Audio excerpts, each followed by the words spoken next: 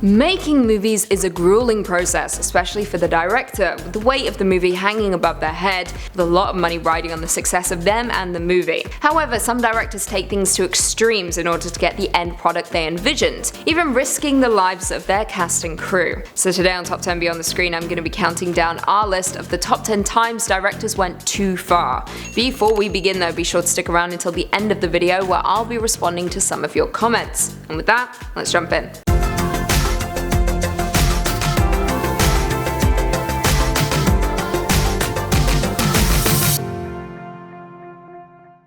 Coming in at number 10, Lars von Trier, Dancer in the Dark. Lars von Trier is notorious for the way he tortures his female actors on set. However, nothing will ever top the drama that unfolded on the set of the 2000 musical Dancer in the Dark, which starred Bjork. According to a profile with GQ, the director admitted Bjork eventually grew so sick of his antics that she would disappear from set for days at a time, and sometimes instead of greeting him, she would spit on the ground and tell him she hated him. Things were apparently so awful on set for Bjork that after wrapping the movie, she vowed to never make another movie again. She has since stuck to her word, which speaks wonders. Years after the film was released, Bjork described what it was like working for the director, stating, "He needs a female to provide his work soul, and he envies them and hates them for it, so he has to destroy them during the film and hide the evidence." Preach, Bjork. Let's never forget the time Lars von Trier said he sympathized with Hitler. I'll never forget. Coming in at 9, Josh Trank, Fantastic Four. As you would expect, fans were very excited when it was announced there would be a Fantastic Four reboot with Josh Trank of Chronicle fame set to direct. However, we all quickly found out that he was not the right man for the job and the movie was a critical failure. When the film's start date began approaching, Trank made changes to the movie that started to worry the studio. After these creative differences, Trank upped the ante on his behavior by having one of the biggest and most absurd temper tantrums on set, which was followed by abusive behavior toward the cast and crew. He also reportedly clashed with Miles Teller on set, which supposedly almost resulted in a fistfight, but instead Josh took his anger off set and did $100,000 worth of damage to the residence he was staying at during filming. Wow. Coming in at 8, Francis Ford Coppola, Bram Stoker's Dracula. Francis Ford Coppola is notorious for being quite the difficult filmmaker to work with, however others just describe him as someone who doesn't let people push him around. Regardless, he will go to whatever lengths to make sure his movie is the best it can be, and that he's getting realism from his actors. However, sometimes this doesn't go over so well. Winona Ryder, who starred in Coppola's Dracula, claimed she was the subject of some serious abuse in order to make her cry and have a breakdown during a particular scene. Ryder recalled the moment on E! News about how Keanu Reeves and Coppola shouted horrible things to her, including calling her a whore. Following filming, the actress was understandably drained and felt completely wrecked over the entire ordeal. Coming in at 7, David O. Russell, American Hustle. That rhymed. As this list will tell you, some directors can be way more demanding than others. However, there's a lot of money involved in the business and they have to get the job done. However, certain individuals become so tyrannical during a production that they push people completely over the edge. This is the case with David O. Russell on the set of American Hustle, specifically an incident involving actress Amy Adams. Prior to American Hustle, Adams had previously collaborated with Russell on The Fighter, for which she earned an Academy Award nomination. However, her next encounter with the director is something she later went on to describe as horrendous. The actress did an interview with GQ back in 2016 in which she revealed that the director made her cry on set. There were days the actress felt so emotionally distraught that the stress came home with her. It was also revealed that Adams was so abused one day that co-star Christian Bale had to step in and intervene. And when Christian Bale has to step in, you know shit's bad because he's also an asshole. Coming in at 6, David O. Russell, Three Kings. David O. Russell is back at it again because this dude is apparently horrendous to work with, and it all began back in the 90s on the set of Three Kings. According to reports, the director completely lost his composure on set one day and proceeded to take out his frustrations on everyone on set. This led to several production members being humiliated and Russell having a major run-in with George Clooney. He also apparently made a script supervisor cry and then physically pushed an extra. He then went on to scream at a cameraman, leaving him extremely embarrassed, and when Clooney attempted to intervene, it resulted in the two having a physical altercation on set, with the actor vowing to never work with Russell again. Nor has he.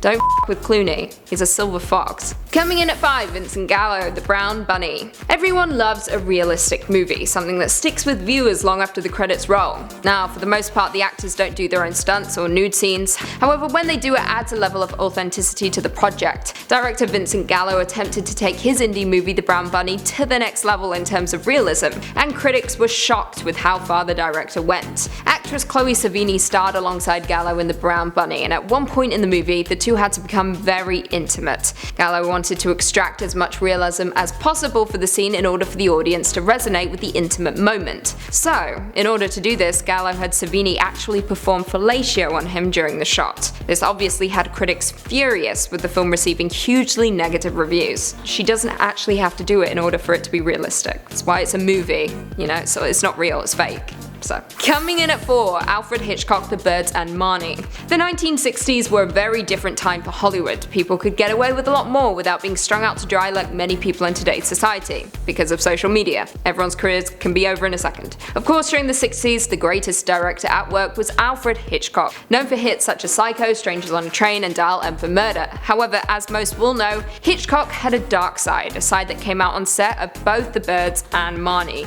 Star of The Birds, Tippi Hedren had stated previously that Hitchcock was inappropriate, giving uncomfortable hugs to actresses and incessantly groped her. He apparently sent her a bag of bread with a card that read, "Eat me." It got so out of hand she was forced to go to his wife in order to make him stop, however she did nothing about it. Not to mention, as we all know, the director opted to use real birds on the set of The Birds, which resulted in Hedren being torn up pretty badly. Also, when she rejected his advances, he blacklisted her from Hollywood and she never worked again. Cool. In at 3, John Landis, The Twilight Zone the movie. This is by far one of the worst cases of a director taking things too far on set. It's kinda not his fault, but it kinda is. Twilight Zone the movie was released in the summer of 1983, with the film being based on the hit TV series of the same name. However, Landis' venture ended in tragedy on the last day of production when a helicopter crashed, resulting in the deaths of 2 children and the film's lead. The scene took place during the Vietnam War, where a helicopter chased 2 Vietnamese children. However, the pilot lost control as a result of an explosion going off, leading to the 3 deaths. Landis and the crew members were charged with involuntary manslaughter. This was the first time in history that events during the making of a movie resulted in a director receiving a criminal charge. Worse still, the whole thing is on YouTube and you can watch it. I don't suggest you do because it's very upsetting. In at 2, Quentin Tarantino, Kill Bill Volume 2. Quentin Tarantino is a director known for being a tad eccentric, with his movies always being a bit extreme for the average moviegoer. He is a filmmaker that is known for being incredibly demanding of his actors, pushing them to their limits and sometimes breaking them in the process. However, this process almost cost one actress her life, specifically Uma Thurman in Kill Bill Volume 2. It was revealed by the film stunt coordinator that Thurman was not informed about any stunts happening that day and that the setup was not protocol, resulting in a near-fatal crash. The crash itself is on YouTube and can be watched, but to make matters worse, the director desperately tried to cover it up. Essentially what happens is Uma Thurman is in a car, she's speeding very fast, and then the car crashes, and I think she injured her back. She almost died. It was horrible. She had to be carried out of the car.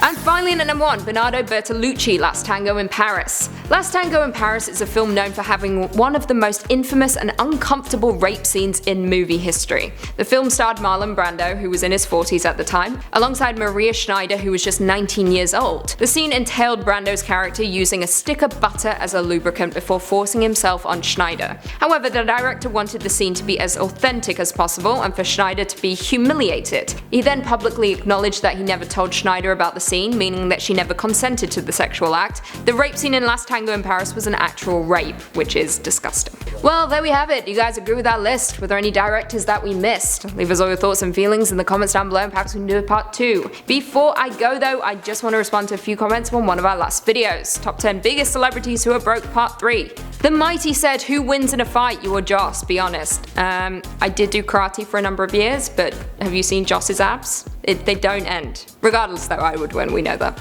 True Dat said, I seriously love how salty Lucy is, it's too amusing. My life is salty, so carries over into my work. Mr. Warden 504 said, who dresses this girl? Not my mother. I'd probably look better if she did.